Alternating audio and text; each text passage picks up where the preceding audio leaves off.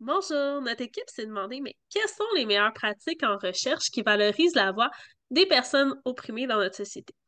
Pour ce faire, on a réfléchi à la question en se basant à la fois sur la littérature et des discussions entre chercheurs et personnes ayant un vécu en itinérance qui sont aussi impliquées en recherche.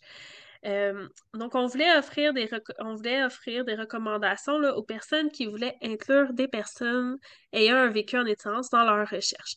Le plus gros point qui est ressorti, c'est vraiment le besoin de sortir des recherches paternalistes parce qu'elles nuisent au bien-être des personnes et des populations qui sont opprimées. Je vais laisser maintenant Janine vous parler, mais comment on peut en sortir? Merci, Christelle. Premièrement, il faut reconnaître que les personnes ayant un vécu sont expertes de leur réalité, de leur donner une voix, puis de considérer au même niveau que tout autre savoir. Deuxièmement, se questionner à l'importance de la réflexivité, l'humilité culturelle, s'auto-évaluer notre position et comment on peut influencer notre recherche. Favoriser une intégration authentique par nos valeurs et le soutien mis en place et offrir du soutien émotionnel, matériel, financier, éducatif et culturel. Et dernièrement, utiliser les approches participatives comme un outil de justice sociale et d'autodétermination, renforcer les capacités des personnes ayant un vécu au sein même de la recherche.